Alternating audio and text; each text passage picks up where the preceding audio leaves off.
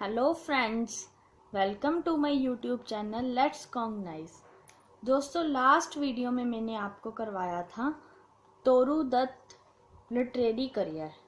इससे फर्स्ट मेरी 3 वीडियोस हैं, मतलब फुल कंप्लीट ये चैप्टर है Toru Dutt assertion of Indian life. First topic था हमारा दत्त फैमिली एल्बम, सेकंड था हमारा दत्त लाइफ और थर्ड था हमारा दत्त लिटरेरी करियर।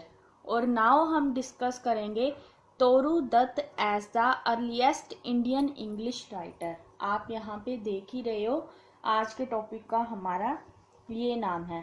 इसमें क्या है, मतलब बताना है भी वो earliest Indian English writer count हो चुकी थी। मतलब जो तोरू दत्त थी वो अर्लीस्ट इंडियन इंग्लिश राइटर थी, एज अ राइटर थी। जो हमने लास्ट टॉपिक्स में पढ़ा है वो हम सारा इस टॉपिक में ऐड कर सकते हैं।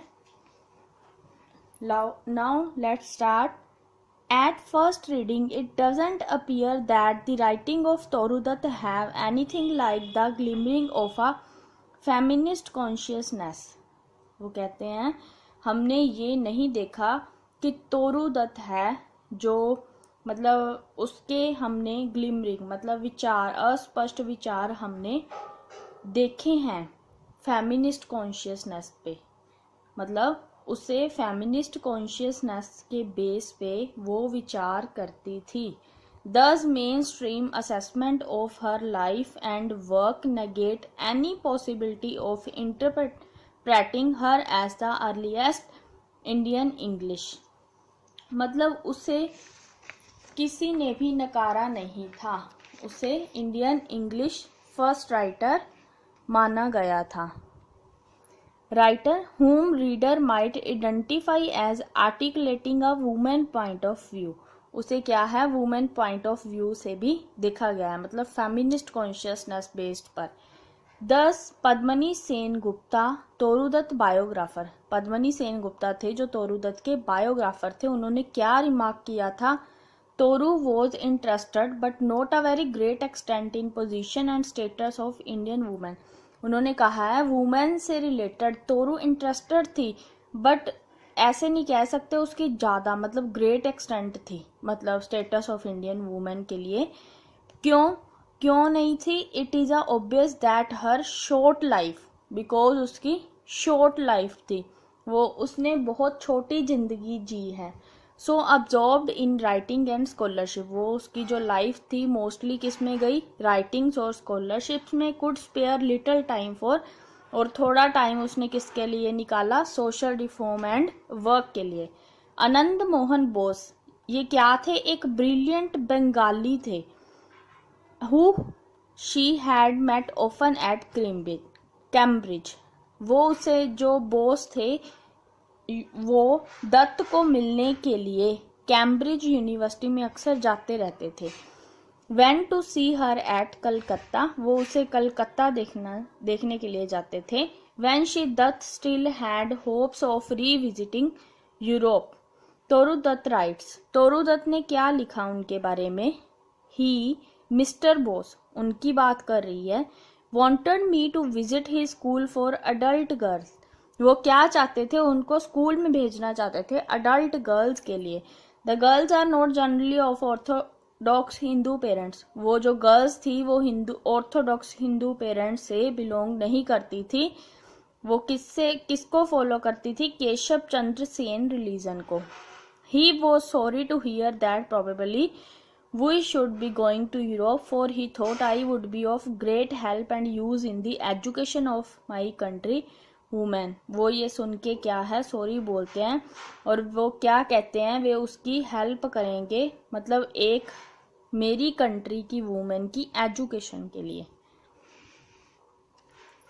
तोरू Dutt her self protected from the orthodox world rules in the freedom that her community enjoy. It is possible she give little thought to the problem which be set women except to complain that in Europe she could to be much Freer.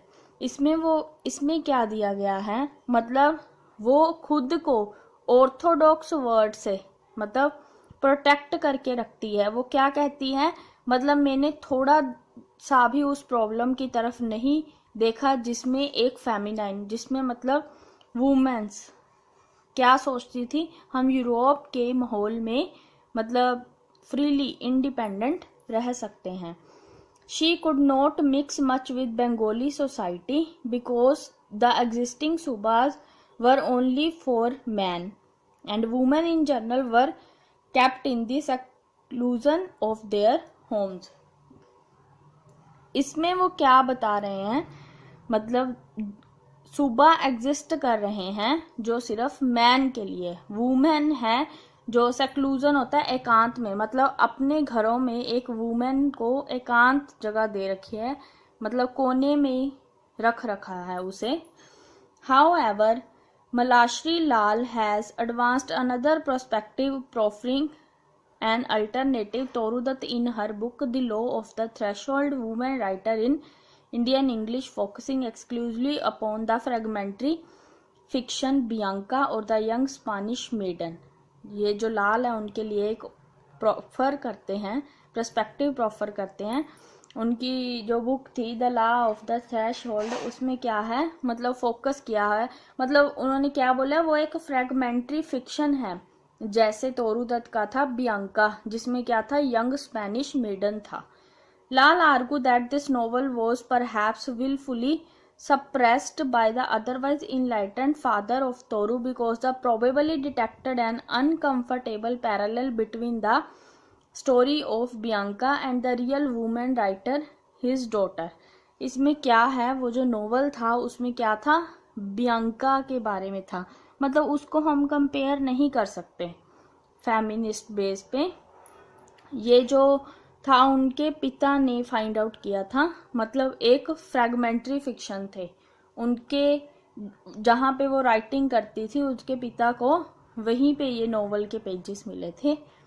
Lals argument हाइंग्स upon a split that she perceived, ये जो लाल था यही बाधा बन गया था. She perceived between the feminine subjectivity of Bianca, मतलब Bianca की फेमिनाइज्ड सब्जेक्टिविटी के बेस पे.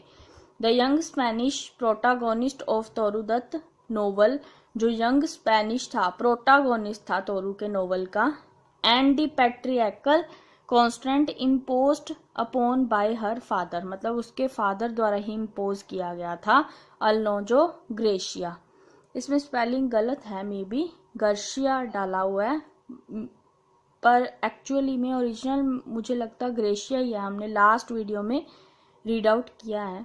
The father hindrance of Bianca choice in life end of her way in life in general which result in suffering from a nervous breakdown. ये जो उसके father हैं, result क्या आता है, मतलब उसके पिता हैं जो नर्वस ब्रेकडाउन से पीड़ित हैं.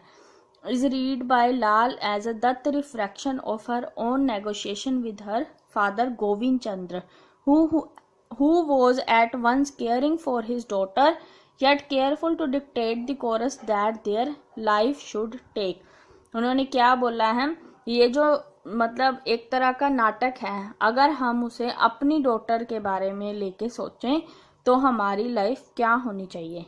लाल रीड्स तोरुदत्त इल हेल्थ, वो लाल क्या कहते हैं, तोरुदत्त की हेल्थ है जो काफ़ी इल है, मतलब बीमार है, एंड सबसीक्वेंट बाद में क्या होता है, प्री मैच्योर डेथ है, मतलब उम्र से पहले ही डेथ हो जाती है. As being symptomatic of the sense of claustrophobia, उसके जो बीमारी क्लोस्ट्रोफोबिया के सिम्टम उसमें दिखाई देने लगते हैं. मस्ट हैव ग्रिप्ड हर, मतलब काफ़ी पकड़ आ चुकी है उसकी बीमारी की. She existed with in she confine of her Calcutta residence, क्या है अभी वो कहाँ रहती है, कलकत्ता के ही घर में. Unable to leave the leaves of the more liberated women whom she read about, मतलब अभी भी वो किन के लिए जी रही है, उन्हीं वुमेन्स के लिए, मतलब फेमिनाइन कॉन्शियसनेस है उसके माइंड में. सो फ्रेंड्स, उसके यही व्यूज़ थे और उसे क्या था, फर्स्ट इंडियन इंग्लिश राइटर माना गया था, और उसकी इस छोटी सी एज में ही काफ़ी राइटिंग्स हो गई थी. सो दोस्तों, ये था आपके लिए मेरी तरफ से तोरुदत्त की ब्रीफ डिस्क्रिप्शन, उनकी फैमिली, दत्त फैमिली एल्बम, तोरू दत्त की लाइफ और तोरू दत्त का लिटरेरी करियर, और नेक्स्ट था Toru Dutt as a first English women Indian writer. Thanks guys for watching this video. Please subscribe this channel and press the bell icon ताकि आपको जो next मैं वीडियोस अपलोड करूँगी वो आपको मिलती रहे. Thank you.